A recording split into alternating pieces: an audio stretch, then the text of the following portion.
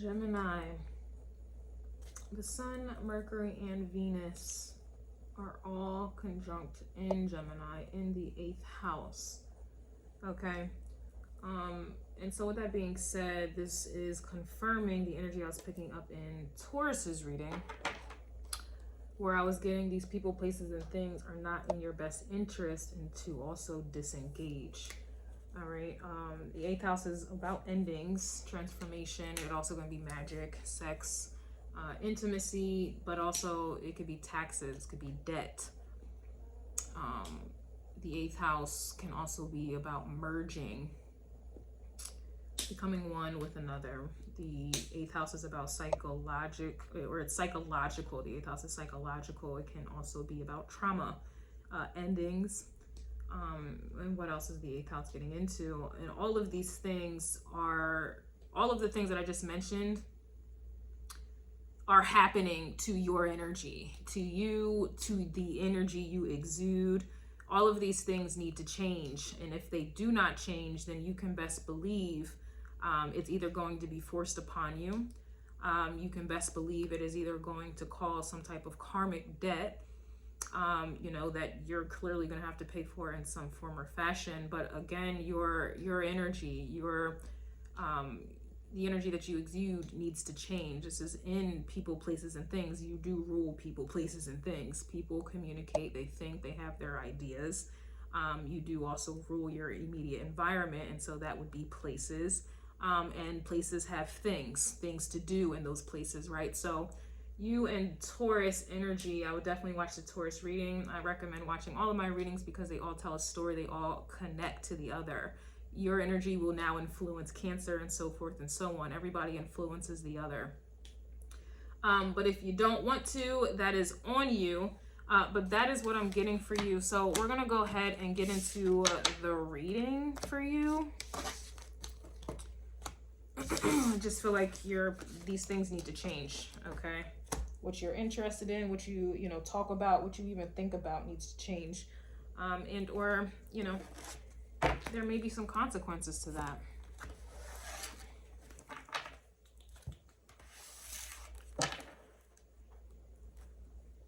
And a lot of the things, just Gemini in the 8th house, like Gemini is very light. You don't really like to talk about things too deep, which contradicts the fact that your energy is in the 8th house of deepness, darkness, one would say. Personally, I was born in Vedic astrology. My Sun and my Mercury are in Gemini in the 8th house. And that's, that contributes to the reason why a lot of people either just don't like me or they don't understand me. Or worse, avoid me, because the energy Gemini is very light. It's very friendly. It's very superficial. I'm gonna be honest. I'm a Gemini my damn self. And when you're dealing with people and communicating and socializing with others, and they have their ideas, you want to keep it light, so it's easier to disagree. This is why you get the reputation of being fake or two-faced. And I suppose there's a reason for that as well. You are the twins. But, that's where that reputation comes from, because you keep everything light, but everything light has a darkness. Everything that is up has a downwardness, There's always going to be polarity. You represent polarity, but people they don't understand polarity. They do not understand duality. They reject, deny, they rebuke, the polarity. And so that's their problem. They don't have an understanding. They don't truly have an understanding. They're the ones who are in denial. They're the ones who are truly superficial and, just surface level. And in my opinion, ignorant. And again, I say this, I'm a native Gemini in the 8th house. So I know this energy very well, but a lot of people, they don't want to hear these things. They don't want to hear the truth. The 8th house is the truth. The 8th house deals with death. A lot of people want to reject and act like death doesn't exist, or act shocked and shooketh when death occurs. They don't want to talk about it. They want to avoid it. They want to think that they are immortal. They want to think that, it just, it's not fair. Or they just, like I said, they act appalled and baffled when death, which is natural, the 8th house is natural, The 8th house is what comes with life. People just, they go above and beyond to act like it doesn't exist. They try not to think about it. And again, this shows the mindset. You do rule Mercury, which rules the mind. This is a clear indication of people's mindset and how they carry out their everyday life. This is how they think. They're small-minded, narrow-minded, and quite ignorant, I must say. And I know this is going to come off very harsh, but that's the whole point with Gemini energy in the 8th house. The truth is in the 8th house.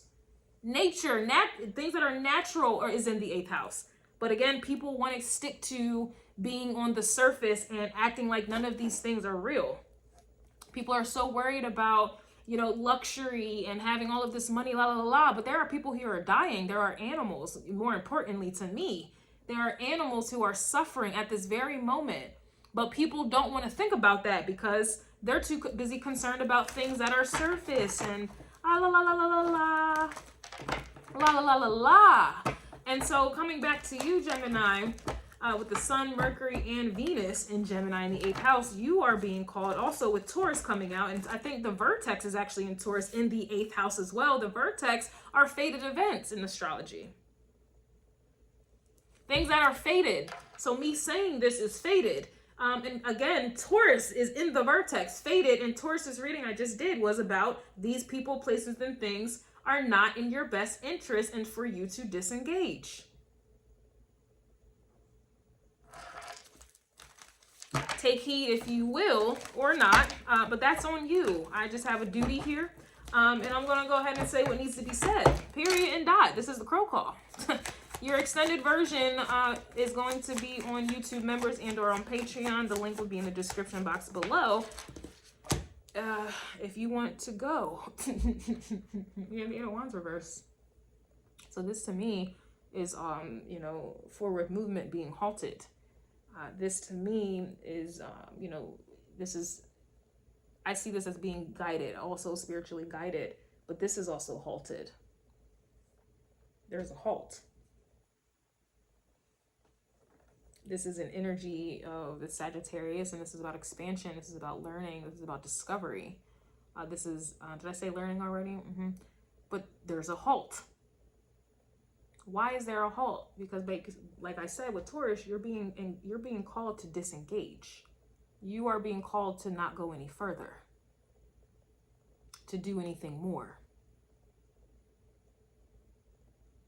You're being called to change 8th house energy, your mind. You're being called to change your environment, the people you socialize with, your thoughts. Gemini energy also deals with siblings as well. You're being called to do something about your siblings, your relationship with your siblings. You're being called to change, or basically to change your ideas, or just your thoughts rather.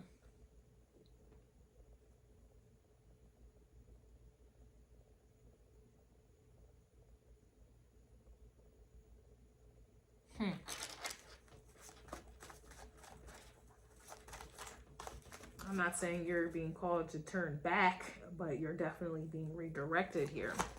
And yeah, we have the Four of Wands reverse. The Four of Wands was coming out in Taurus's reading. This is about, you know, Taurus energy is the builder of form, the builder, building foundations. You have to build the foundation. But if Taurus energy, which again influences yours, is telling one to disengage and to these people, places, and things are not in your best interest, of course, this is going to come to you, the mind. We do what the mind says. The all is mind. So not only, it's interesting, these denominations of 2, but these are wands, this is fire, okay? Aries, Leo, Sag energy. And this is about action. Clearly with these reverse, this is not something that should be acted upon. And if you've seen the other readings, it's deriving from relationships with people, and not just sexual or intimate ones. This is, again, a halt to not move forward on a foundation or to build with whomever or whatever this is.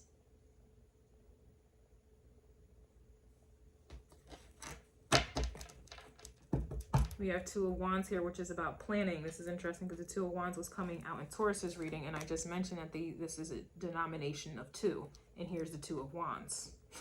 We also have the Eight of Pentacles here, reverse, which is indicating, you know, one, investing in some type of building, whether this is building a relationship, a future that you may have planned, or someone else has planned for you, whatever this is, or working toward something. This is, again, it's not going to work out. This foundation, this investment is not in your best interest, and to do something else, to plan something else, or to be rerouted.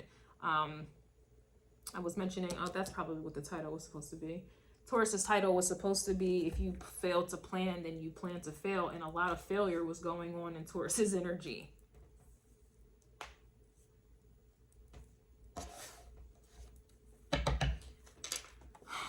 We also have the Devil here, which is interesting. So the Seven of Wands is coming out in the reverse. And then the Devil, Capricorn energy.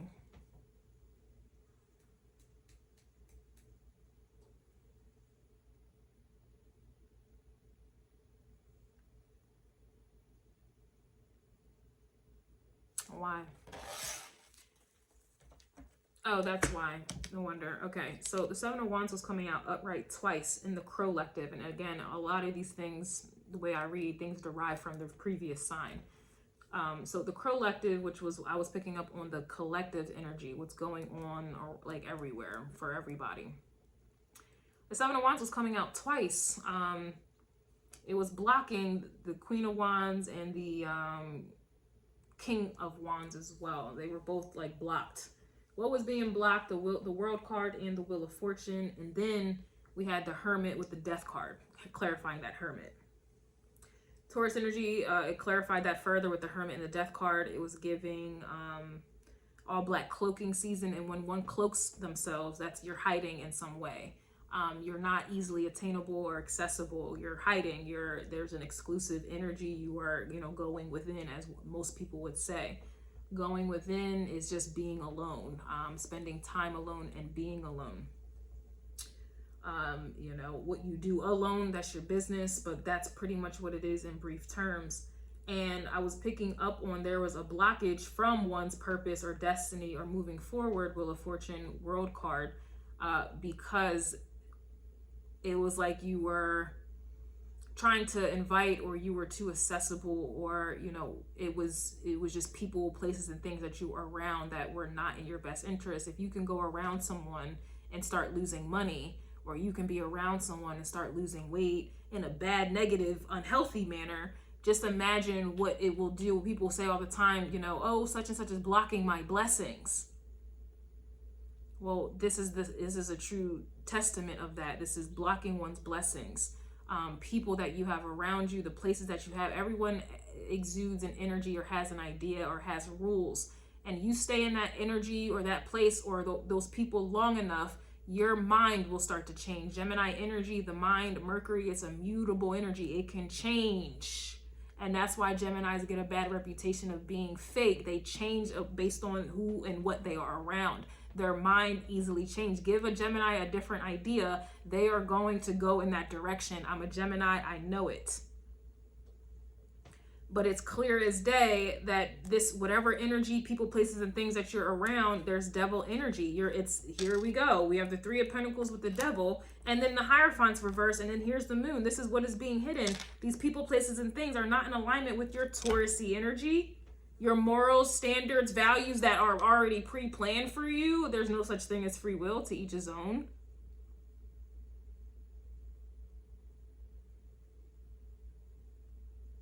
If you believe in free will, I'm not understanding why you are prideful about your sun sign. Oh, I'm this sun sign, I'm that sun sign. Because your sun sign in a specific sign is already predestined. There's already energies. It's telling you that you should be exuding or you are about la la la la. That's not free will. That's someone telling you what it is, right? So anyway, I don't want to go too far into that, but the Hierophant is Taurus energy, which is your traditions, your morals, and your values. And then there's also Sagittarius. It's the teacher and then the student. They go both hand in hand. And the Hierophant, this is someone teaching. That's Taurus. And then you see those two crows at the bottom getting those keys to the streets. Those are students. Sagittarius energy. But with the moon here, this is hiding that these or whoever you are around, they do not align. You do not have the same principles, values, purposes, and or destiny. And so therefore, and then the Hermit's coming out reverse on top of that, they shouldn't be in your energy. They shouldn't be, they should not be in your energy. Let me just say it like that. They shouldn't be. Because what's happening is they are working for a different force. The Devil card is a Hierophant energy in and of itself. You are collaborating with devil-like energy, people who have addictions, people who are still stuck on the past, people who are liars, connivers, they're malicious, whatever, like they're evil, they're rapists, they're whatever, cheaters, they're selfish, they're materialistic. The list can go on.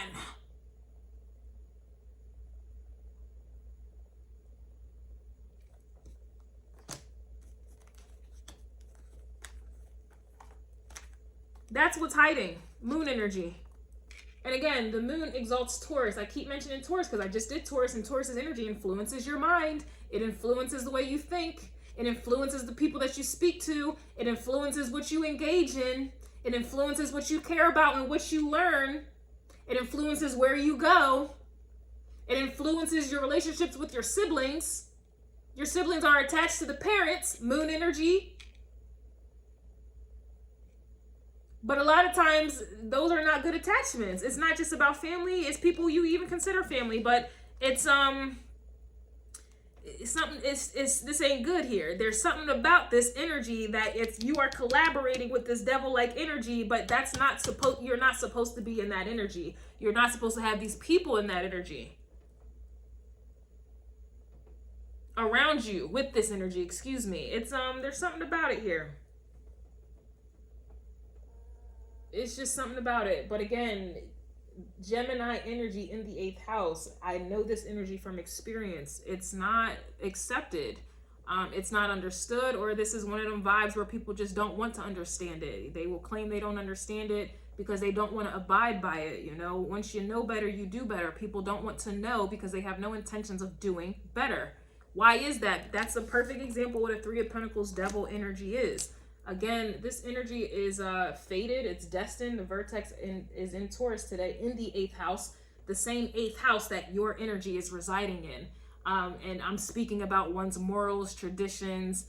I'm speaking about, people addicted to their resources, comfort, and luxury, which is Taurus energy, and greed. This is also in building upon that. That's their foundation for of Wands energy. Taurus energy is the builder of form. This is what people rather build upon. This is what they're working on. Okay. And you being around them, having them in your life or trying to work it out or build with them, it's just not in your best interest. But again, to each his own.